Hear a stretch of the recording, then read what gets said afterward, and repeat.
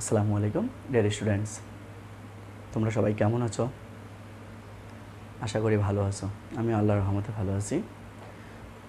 Dear students, আজকে যে অংশ করাতে যাচ্ছি, আজকে যে গ্রামারটি করাতে যাচ্ছি সেটা হচ্ছে ন্যারেশন। আর আমি ন্যারেশন এর আগে একটা অংশ করিয়েছি যেটা প্যাসেজ ন্যারেশন ক্লাস 10-এর জন্য। আর আজকের ক্লাসটা হচ্ছে ক্লাস 9-এর জন্য। আর 9-এর জন্য আমরা যেহেতু এর আগে কোনো ন্যারেশন করিনি, সো আমরা একদম শুরুতেই এই ন্যারেশনটা করতে যাচ্ছি। ন্যারেশন এর আবিধানিক অর্থ হচ্ছে উক্তি। ডিয়ার স্টুডেন্টস, মনে রাখবে এর আবিধানিক অর্থ হচ্ছে উক্তি, অর্থাৎ বক্তা যাহা বলে এটা স্পিচ বা ন্যারেশন বা উক্তি। তো আমি একটু লিখে দিচ্ছি। ন্যারেশন করার এটা আমরা যা করব, অর্থাৎ ন্যারেশনটা সাধারণত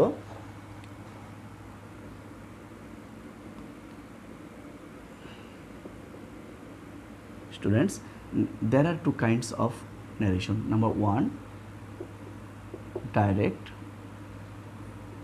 Number two, indirect. Students, direct এবং ইনডাইরেক্ট এটা ব্রিটিশ উচ্চারণ আইপিএর। আর যদি আমেরিকান স্টাইলে বলা হয় তাহলে হচ্ছে direct and indirect.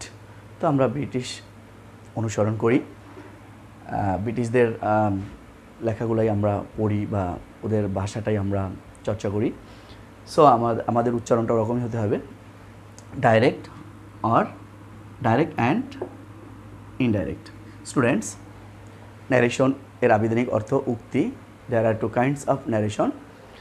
Number one, direct and indirect. Then direct,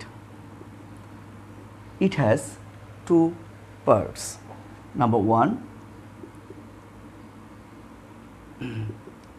reporting verb and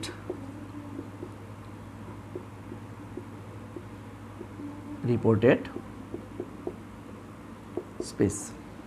Dear students, আমি আবার বলছি যে দুই প্রকার ন্যারেশন, একটা হচ্ছে ডাইরেক্ট, একটা হচ্ছে ইনডাইরেক্ট। এবং ডাইরেক্টের দুটো অংশ, একটা হচ্ছে রিপোর্টিং ভার্ব আর একটা হচ্ছে রিপোর্টেড স্পিচ। আমি উদাহরণের মাধ্যমে তোমাদেরকে দেখাচ্ছি একটু যে রাজা said to me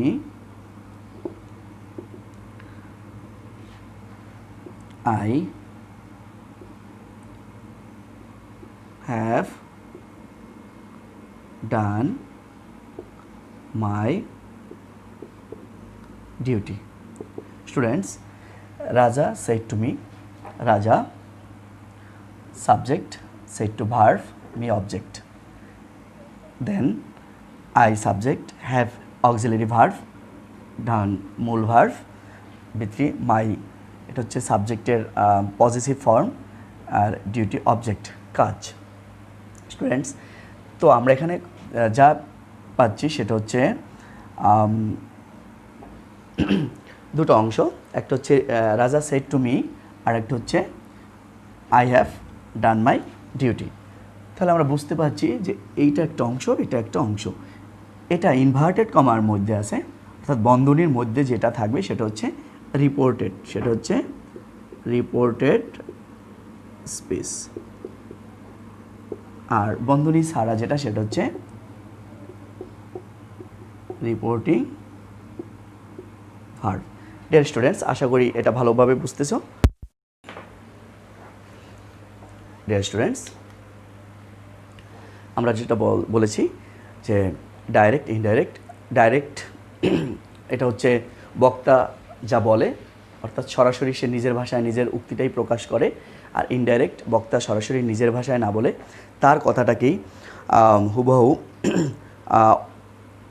অন্যের ভাষায় প্রকাশ করে, সেটা হচ্ছে indirect.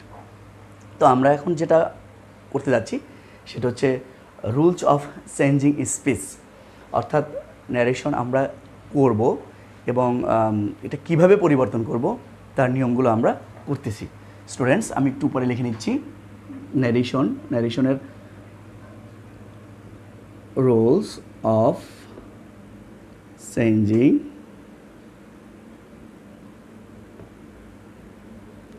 Space. Students rules of changing space অর্থাৎ আমরা কীভাবে কী পরিবর্তন করব একটু বলে দিচ্ছি। স্টুডেন্টস যখনই আমরা ডাইরেক্ট থেকে ইনডাইরেক্ট করতে যাব তাহলে আমাদের 5টি দিক গুরুত্ব সহকারে অনুসরণ করতে হবে, 5টি দিক খেয়াল রাখতে হবে। সেটা হচ্ছে নাম্বার 1, আমরা প্রথমেই যেটা করব সেটা হচ্ছে রিপোর্টিং ভার পরিবর্তন, অর্থাৎ রিপোর্টিং ভার্ব পরিবর্তন, অর্থাৎ যেটা বলেছিলাম যে একটু আগে যে উদাহরণটা আমি দিয়েছিলাম যে রাজা said to me I have done the work দিয়ে দিই আমি। তো আমাকে প্রথম যেটা পরিবর্তন করতে হবে সেটা হচ্ছে রিপোর্টিং ভার্ব অর্থাৎ সেট। তো আমরা কিভাবে পরিবর্তন করবো এটা একটু পরে আসছি, আমি কী কী পরিবর্তন করতে হবে সেটা দেখি। তারপর আমাকে পরিবর্তন করতে হবে অর্থাৎ দ্বিতীয়তে সেটা হচ্ছে ইনভার্টেড কমা উঠিয়ে কনজাংশন বসানো। দ্বিতীয় যেটা হচ্ছে সেটা হচ্ছে ইনভার্টেড কমা উঠিয়ে কনজাংশন বসানো। তৃতীয় যেটা পরিবর্তন করতে হবে সেটা হচ্ছে পার্সন পরিবর্তন।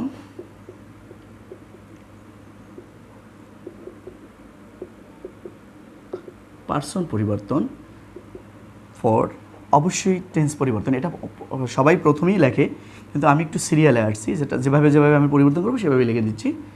ফর টেন্স পরিবর্তন 5 কিছু বিশেষ শব্দ অর্থাৎ নৈকট্যসূচক শব্দ পরিবর্তে দূরত্বসূচক শব্দ বসাতে হবে, অর্থাৎ কিছু শব্দের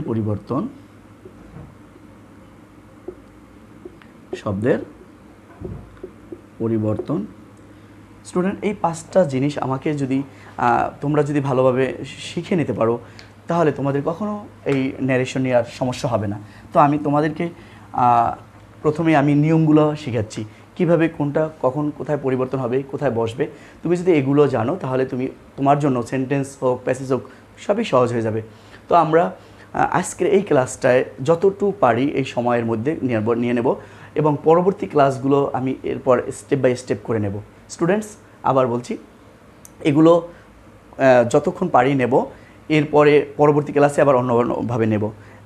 তোমরা যদি এখানে সম্পূর্ণটা দেখতে না পাও তাহলে আমার অন্য ক্লাস আছে, সেই ক্লাসগুলো তোমরা অবশ্যই সার্চ দিয়ে দেখে নেবা। স্টুডেন্টস আমি প্রথমে যেটা যাব এখন সেটা হচ্ছে আমাকে রিপোর্টিং ভার পরিবর্তন করতে হবে। আচ্ছা, রিপোর্টিং ভার পরিবর্তনের নিয়মটা আমি একটু দেখে নিচ্ছি। স্টুডেন্টস যে রিপোর্টিং ভার পরিবর্তন করব সেটা এক এক সেন্টেন্সে এক এক ধরনের। তোমাকে মনে রাখতে হবে তুমি যে সেন্টেন্সটির ইনডাইরেক্ট করতে যাচ্ছ আসলে সেটা কি আদৌ পরিবর্তন হবে কি না এটা তোমাকে ভাবতে হবে এবং তোমাকে অবশ্যই আইডেন্টিফাই করতে হবে এটা কোন টেন্সে আছে। তুমি যদি আইডেন্টিফাই করতে না পারো কোন টেন্স কোন সেন্টেন্স তাহলে তুমি কিন্তু এগুলো করতে পারবে না।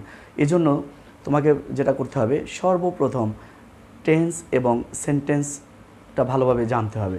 স্টুডেন্টস আমি আবার বলছি যে আমরা 5টা সেন্টেন্স পেয়েছি, সেটা হচ্ছে 1 2 1 2 3 4 5।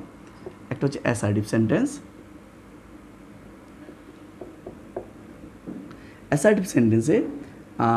অ্যাসার্টিভ সেন্টেন্সে রিপোর্টিং ভার্ব পরিবর্তন হয়ে আমরা উপরে লিখে নিচ্ছি, তাহলে আর বারবার আমার এই কথাটা লিখতে হবে না। রিপোর্টিং ভার্ব পরিবর্তনের নিয়ম। 1 নম্বরে যেটা সেটা হচ্ছে রিপোর্টিং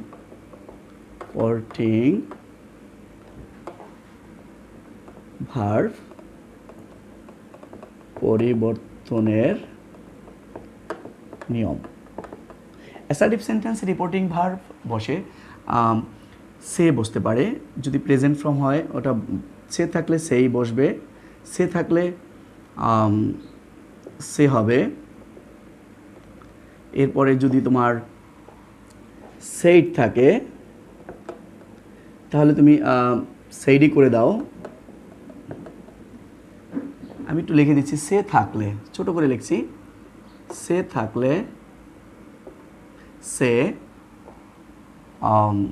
যদি সেইড থাকে তাকে তাহলে সেইড, যদি সেড টু হয়, সেড টু হয়, সেড টু থাকে তাহলে টোল বসাও। স্টুডেন্টস একটু মনে রাখবো, আমি সহজভাবে বোঝানোর জন্য একটু বেশি লিখলাম। অনেকে তুমি সহজভাবে লিখে নিতে পারতা, সে হতে পারে, সেইড হতে পারে, টোল্ড হতে পারে। তো আমি একটু লিখে দিচ্ছি, সে থাকলে সেই বসবে, কারণ এটা পরিবর্তন হয় না। আবার সেইড থাকলেও, সেইড থাকে যদি সেখানেও সেইড হবে, আবার সেড টু থাকলে থাকে সেখানে টোল্ড হবে। থাকলে,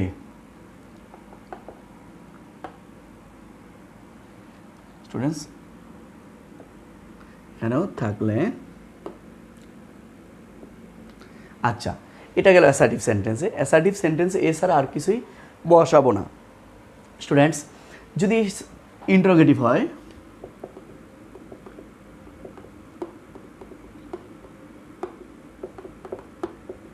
স্টুডেন্টস তবে এখানে কথা আছে, তুমি যদি প্যাসেজ ন্যারেশন করতে যাও তখন আমরা যদি সেইড প্রথমবার বসাই, দ্বিতীয়বার কিন্তু আমরা অ্যাডেড দ্যাট, তৃতীয়বারে আমরা ফার্দার অ্যাডেড বসাবো।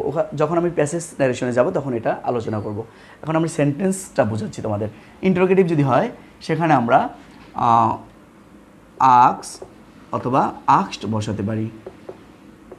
প্রেজেন্ট হলে আক্স, পাস্ট হলে আক্সড। যদি ইম্পারেটিভ হয়,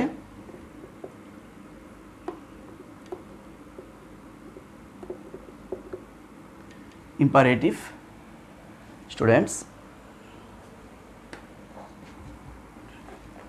সেন্টেন্সটি যদি ইম্পারেটিভ হয়, স্টুডেন্টস যদি সেন্টেন্সটা ইম্পারেটিভ হয় সেক্ষেত্রে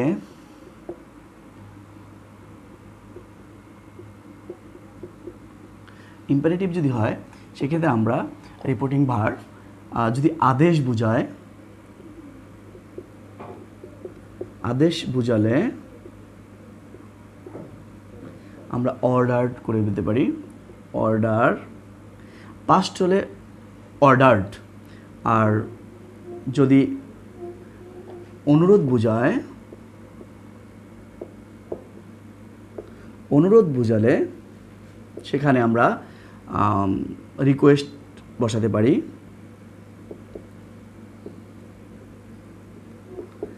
এরপরে যদি উপদেশ বোঝায়, উপদেশ বোঝালে আমরা অ্যাডভাইস করতে পারি।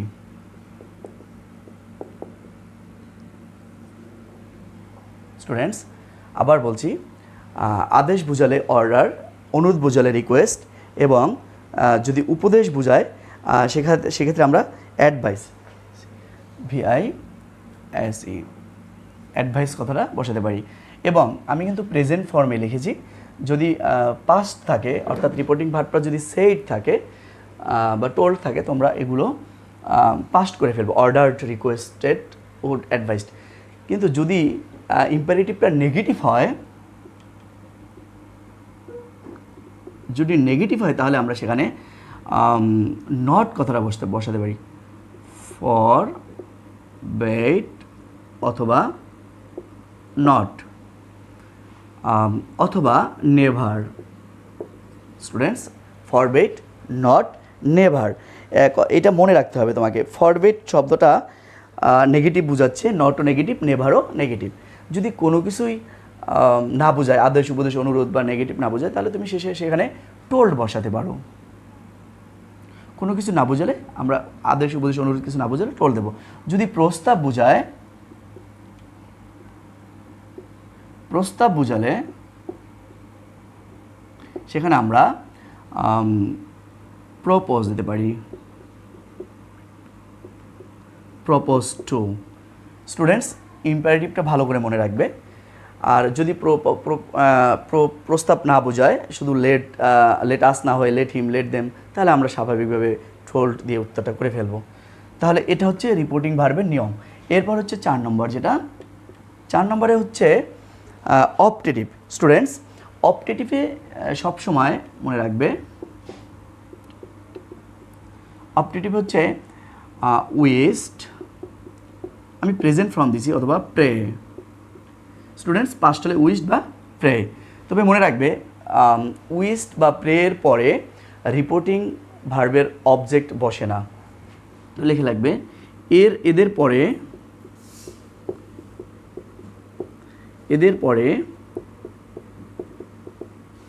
রিপোর্টিং এর অবজেক্ট বসে না, এটা মনে রাখবে স্টুডেন্টস। উইস্ট বা প্রেটের পরে আমরা কখনো রিপোর্টিং দেব না। এরপরে আমরা যেটা 5 নম্বরে, সেটা হচ্ছে স্টুডেন্টস এক্সক্লামেটরি যদি বোঝায়,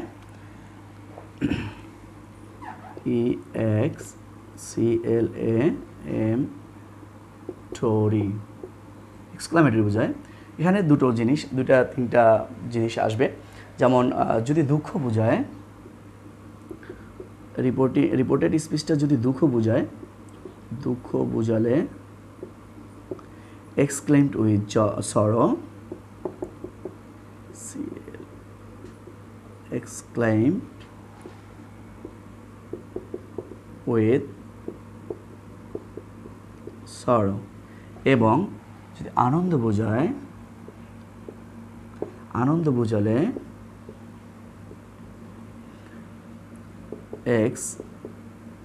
এক্সক্লেমড, আমি পাস্ট করে ফেলছি এটা, উইথ জয়।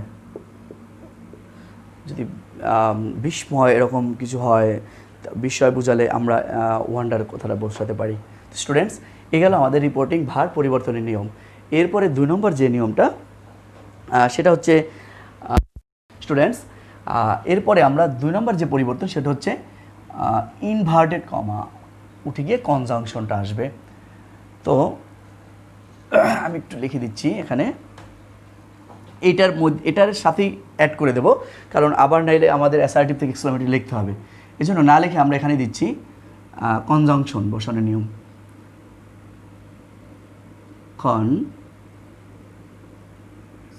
কনজাংশন বসানোর নিয়ম। স্টুডেন্টস কনজাংশন কোথায় বসে? ইনভার্টেড কমার পরিবর্তে। তো আমরা যখন রিপোর্টেড স্পিচটা অ্যাসার্টিভ দেখব, সেখানে অবশ্যই আমাদের ইনভার্টেড কমা উঠে গিয়ে হবে দ্যাট। কী হবে? দ্যাট। আমি একটু অ্যাড করে দিলাম, প্লাস দিয়ে দিলাম। স্টুডেন্টস বুঝে নিও, এই দ্যাটটা কিসের জন্য? ইনভার্টেড কমা পরিবর্তন, মানে উঠে গিয়ে দ্যাট হবে অ্যাসার্টিভে। কিন্তু ইন্টারোগেটিভে কী হবে? আমি এখানে প্লাস দিয়ে দিচ্ছি। ইন্টারোগেটিভে যদি ভার্ব দিয়ে শুরু হয় তাহলে ইফ আসবে।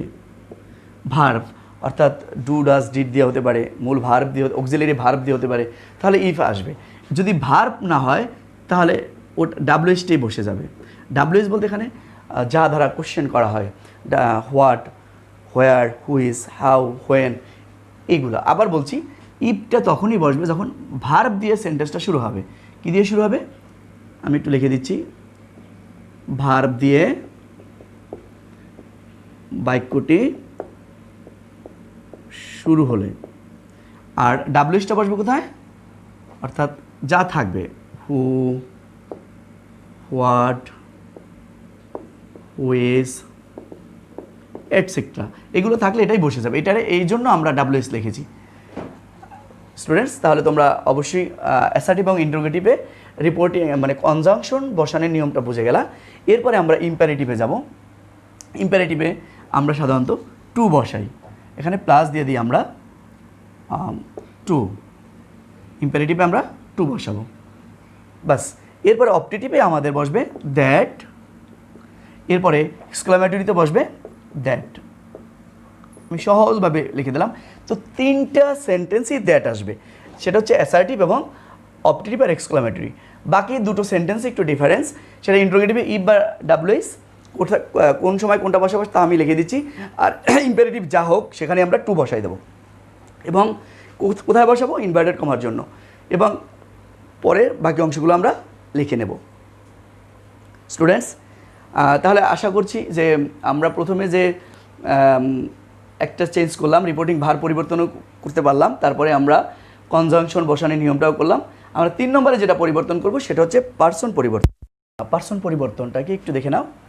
রিপোর্টেড স্পিচের সাবজেক্ট, অর্থাৎ রিপোর্টেড স্পিচ আমরা এইটা জানি, আর রিপোর্টিং এটা জানি। তো রিপোর্টেড স্পিচের সাবজেক্ট বলতে এইটাকে বোঝাচ্ছে।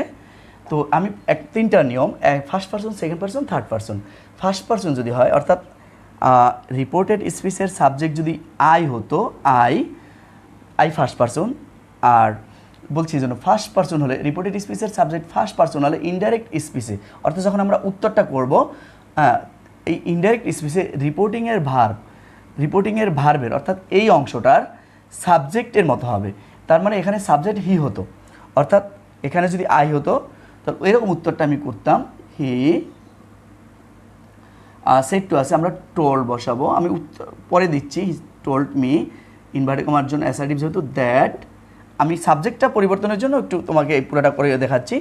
যদি আই হতো তাহলে আমরা হি দিতাম, আই থাকলে হি দিতাম, তাহলে হি, হ্যাভ থাকলে হ্যাড, বাকিটা পরিবর্তন করবে। হি হ্যাড ডান,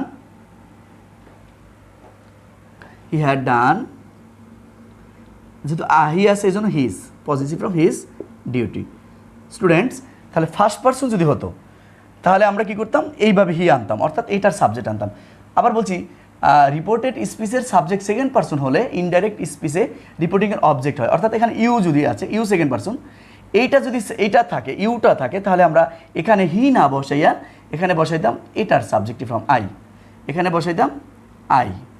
স্টুডেন্টস, বুঝতে পারছো? আবার বলছি,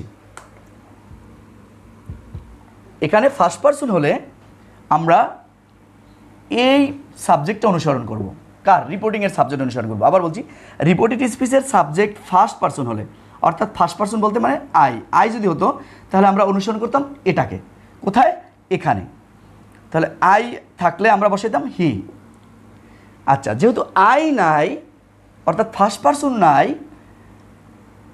কি আছে এখানে? সেকেন্ড পার্সন আছে। আর সেকেন্ড পার্সন যদি হয়, অর্থাৎ রিপোর্টেডের সাবজেক্ট সেকেন্ড পার্সন হলে আমরা এই সাবজেক্ট বসাবো না, আমরা রিপোর্টিংয়ের অবজেক্ট বসাবো, অর্থাৎ মি অবজেক্টিভ ফ্রম, এর সাবজেক্টিভ ফ্রম হচ্ছে আই। স্টুডেন্টস, আবার যদি এখানে থার্ড পার্সন হতো, হি, শি, রহিম, করিম, তাহলে কোনো পরিবর্তন হতো না, সেটাই বসে যেত। আশা করি তোমরা পার্সন পরিবর্তনের নিয়মটা বুঝছো। স্টুডেন্টস, এরপরে আমরা যেটা আসবে সেটা হচ্ছে টেন্স পরিবর্তন। আসলে টেন্স পরিবর্তনটাই হচ্ছে মেইন, এটা না পারলেই কিন্তু তোমরা একেবারে ন্যারেশন করতে পারবে না। আসো তাহলে আমরা কীভাবে টেন্স পরিবর্তন করব সেটা দেখাচ্ছি। আমরা এখন যেটা আসবো সেটা হচ্ছে 4 নম্বর, টেন্স পরিবর্তন।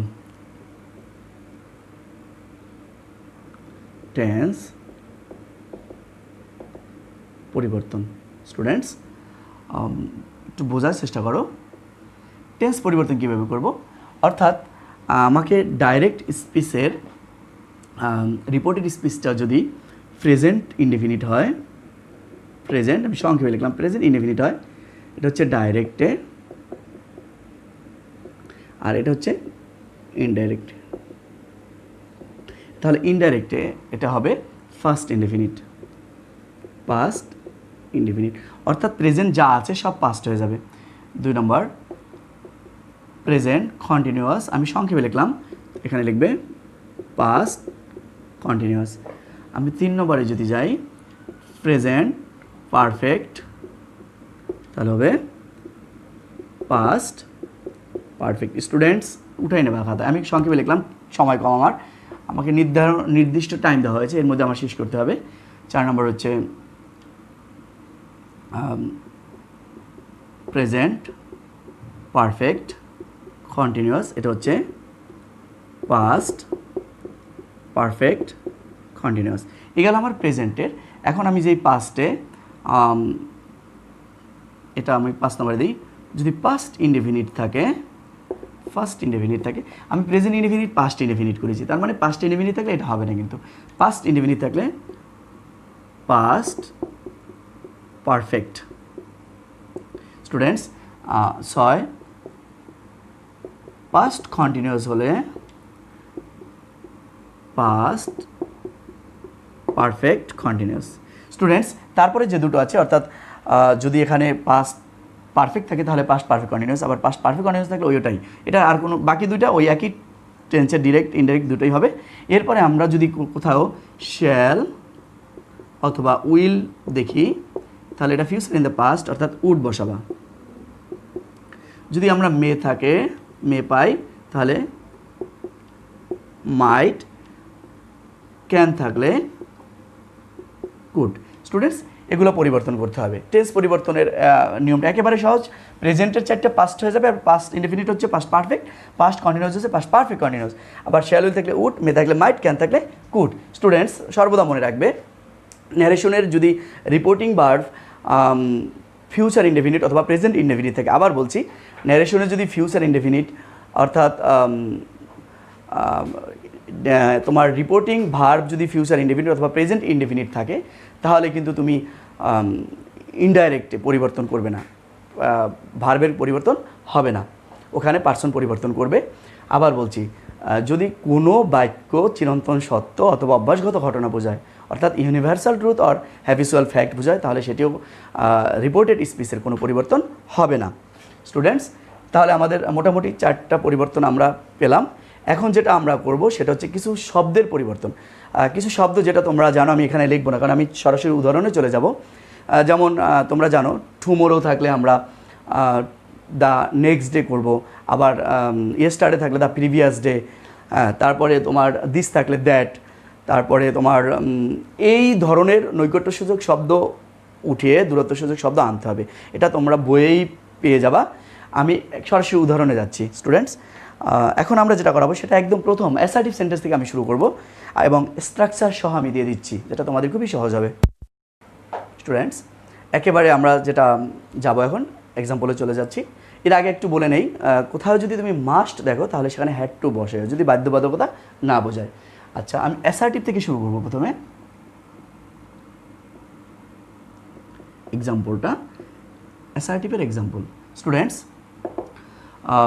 আমি প্রথমে গঠনটা লেখাই, স্ট্রাকচার।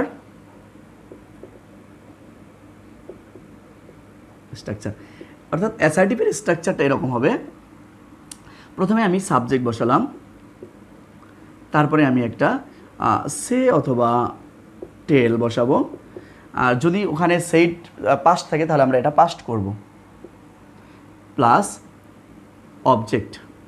অবজেক্ট যদি থাকে, অনেক সময় অবজেক্ট থাকে না, যদি থাকে তুমি বসাই দাও। এরপরে আমরা যেটা বসাবো সেটা হচ্ছে অ্যাসার্টিভে যেহেতু আমরা ইনভার্টেড কমার জন্য দ্যাট আসবে, plus রিপোর্টেডের subject, reported A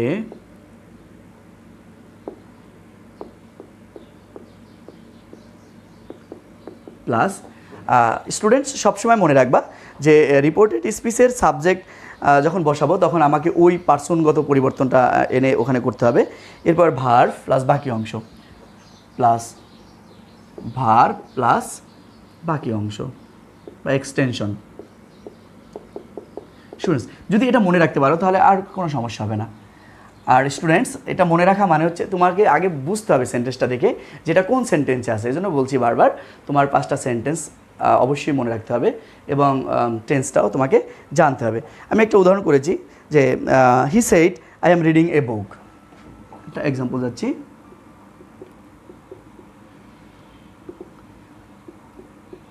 he said, inverted comma হচ্ছে আই অ্যাম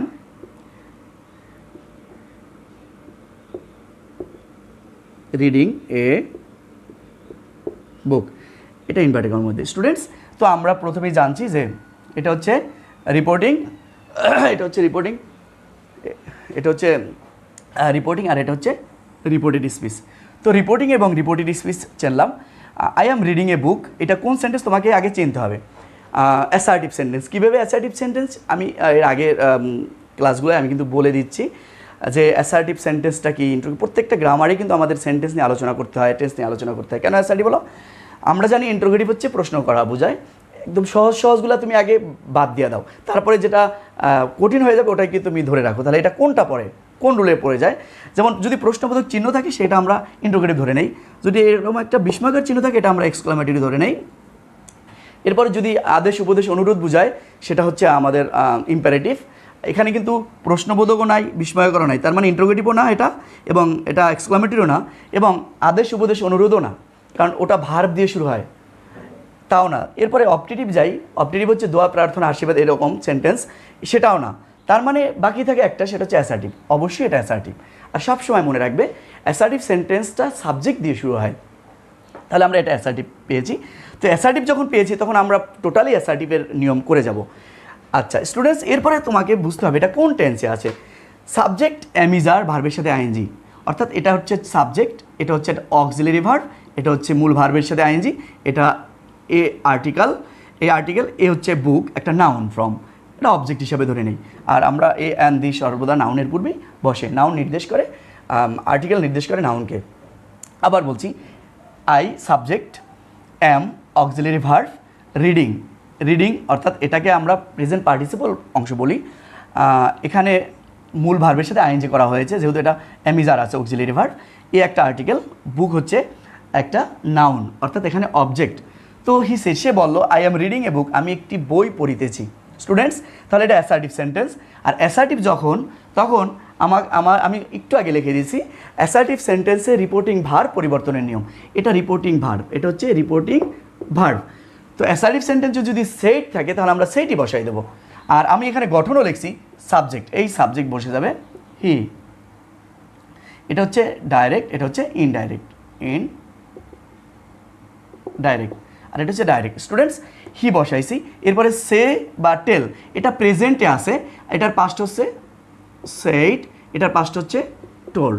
যেহেতু এটা পাস্ট অবশ্যই আমরা সেইড বসাই দেবো, হি সেইড।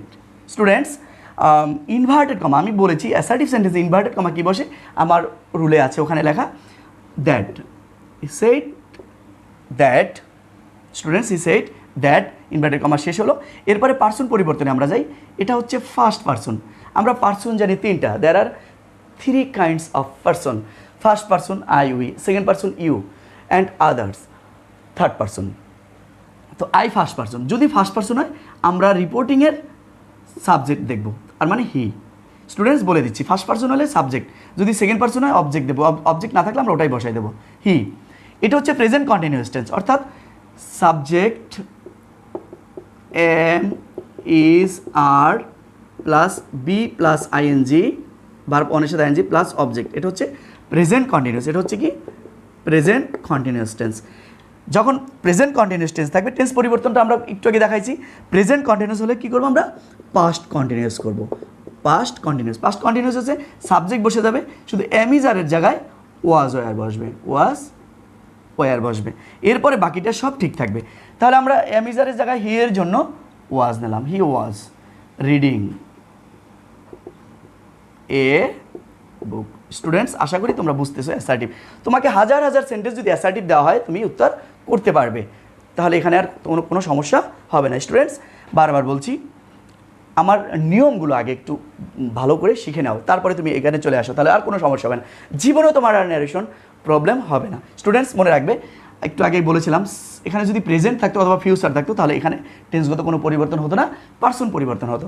স্টুডেন্টস, আশা করি ভালো থাকবে। আমি আজকের এ পর্যন্ত শেষ করলাম, পরবর্তী ক্লাসে ইনশাল্লাহ আমি ইন্টারোগেটিভ থেকে এক্সক্লামেটরি পর্যন্ত বোঝাবো। ধন্যবাদ, সবাই ভালো থাকবে। এই অবস্থায় সবাই স্বাস্থ্যবিধি মেনে বাইরে যাবে, চলবে। আশা করি সবাই আমার জন্য দোয়া করবে। আসসালামু আলাইকুম।